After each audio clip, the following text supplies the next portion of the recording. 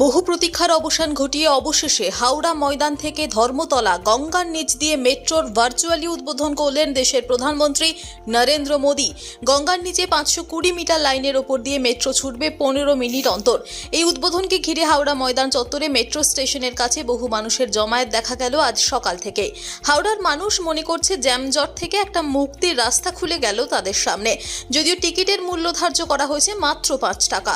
ভারতবর্ষেই প্রথম গঙ্গার নিচ দিয়ে এই মেট্রো পরিষেবাকে একটি বাণিজ্যিক পরিষেবা বলা হয়েছে। এই পরিষেবার ফলে কয়েক লক্ষ মানুষ উপকৃত হবে। গতকালই প্রধানমন্ত্রী রাজ্যে আসেন, রাজভবনে রাত্রিবাস করে আজ সকালে তিনি ঐতিহাসিক মেট্রোর উদ্বোধন করেন।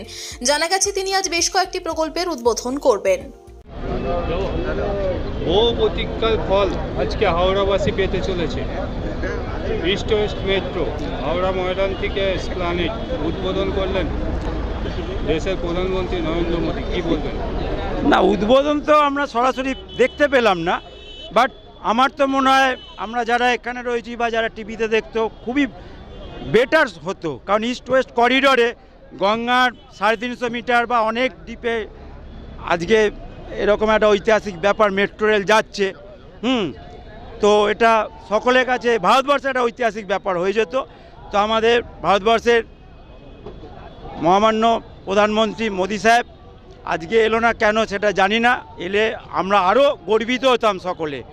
হ্যাঁ, I will be proudful to Indian human, ভারতবাসী হিসেবে, যেহেতু এটা একটা ঐতিহাসিক ব্যাপার যে এই মেট্রো রেলটা গঙ্গার নিচে দিয়ে যাচ্ছে।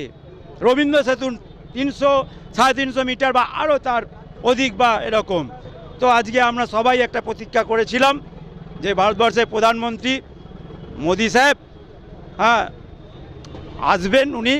তো এবার আমাদের ব্যাড লাক, সকলের ভারতবাসী হিসেবে আমাদের ব্যাড লাক, কিন্তু উনি, আমারও আশা ছিল খুব, আমি একজন লিগ্যাল কনসালটেন্ট হিসাবে বলছি, হাওড়াবাসী না সবটাই বলছি, হাওড়াবাসী লিগ্যাল কনসালটেন্ট হিসাবে বলছি, আমিও এসেছিলাম যে একটু আমি উদ্বোধন বা একটু হয়তো মেট্রো ট্রেনটা একটু আজকে নয় স্টুডেন্টদের জন্য করেছিল যে 1000 স্টুডেন্ট যাবে ট্রেনটায়, খুবই ভালো কথা যে বাচ্চাদের একটা প্রথম দিন, সেটা আর আমাদের হতাশ হয়ে গেলাম।